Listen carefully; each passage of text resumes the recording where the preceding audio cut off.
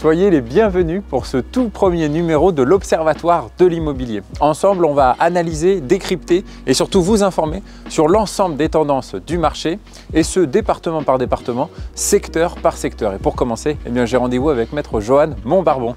Salut Johan. Salut Alex. Comment vas-tu? Ça va bien. Fraîchement, hein? Fraîchement aujourd'hui. Hein. Il fait pas très chaud. Alors écoute, la première question que j'avais envie de te poser, comment s'est comporté le marché de l'immobilier dans sa globalité? Alors la tendance pour 2023, c'est une contraction des volumes de vente. D'accord. On devrait atteindre à la fin décembre 910 000 transactions, soit une baisse en une année de 18%. Ah oui. Et une telle baisse, on n'en a pas connue depuis une dizaine d'années. Bon, bah écoute, pour décrypter tout ça, je te propose qu'on prenne le temps de se mettre d'abord au chaud. Bien d'accord. Allez, on y va.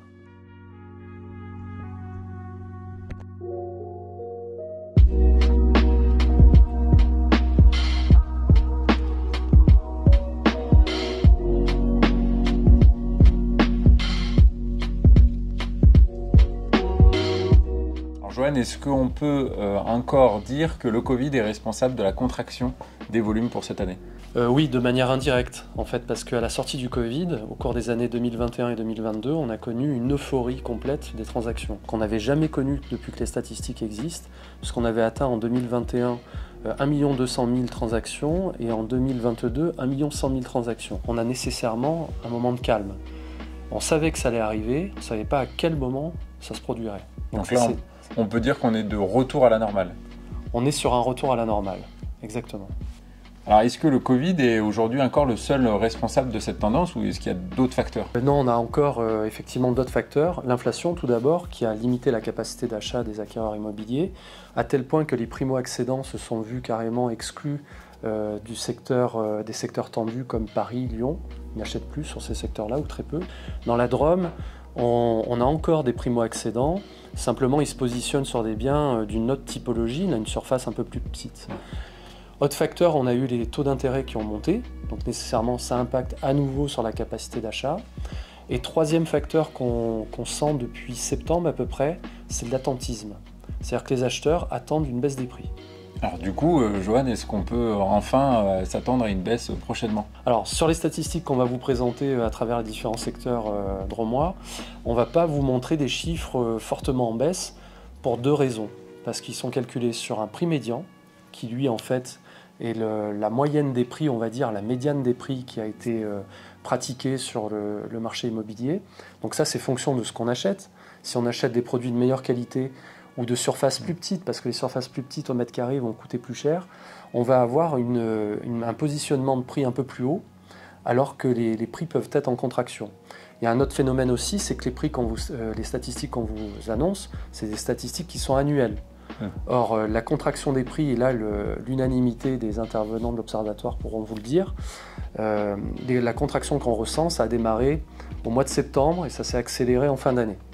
Donc on va commencer à voir ces chiffres à la négative à partir de début d'année 2024. Et ça se révèle notamment au moyen de l'indice des prix, qui est l'outil le plus fiable en matière de statistiques immobilières, mais qu'hélas on ne peut vous présenter qu'au niveau national ou départemental parce qu'on n'a pas d'éléments infra-départemental là-dessus. Alors au niveau national, on constate lorsqu'on regarde cet indice des prix une baisse de 1%.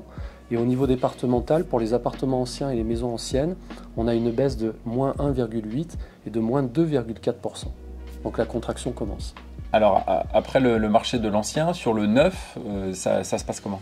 Alors le marché du neuf, lui, il est en grande difficulté parce que les promoteurs, les professionnels qui pratiquent donc la promotion, le lotissement, ont d'abord subi une augmentation des matières premières, qui a donc forcément sur leurs bénéfices à influer leur activité. Et aujourd'hui, ils subissent comme dans l'ancien une baisse de volume d'affaires. Et donc ces deux phénomènes conjugués, ça rend ce secteur-là particulièrement fragile. Lorsqu'on parle avec les professionnels du neuf, ils nous disent qu'effectivement, il manque une véritable politique de relance du bâtiment. Aujourd'hui, il y a eu des prolongations du prêt à taux zéro, prolongation de la loi Pinel, mais selon les professionnels, ce n'est pas suffisant pour faire redémarrer le marché. Quelles sont les perspectives auxquelles on doit s'attendre pour 2024? Alors pour 2024, on peut espérer qu'avec l'ajustement des prix qui commence à se contracter, l'ajustement des salaires, puisqu'il y a quand même des augmentations de salaires qui se produisent, on peut espérer qu'une relance puisse arriver au printemps. Merci à vous de nous avoir suivis pour ce premier épisode de l'Observatoire de l'immobilier dans la Drôme. Et puis, Johan, dans la Drôme, il y aura aussi d'autres épisodes à suivre. Oui, l'Observatoire de l'immobilier vous a préparé des analyses pour chaque secteur géographique de la Drôme. Bon, bah super. Et bah, nous, on se revoit aussi très prochainement pour ton secteur. Mon secteur, l'agglomération valentinoise. Ça sera avec grand plaisir, Alex. Et bah, à très vite.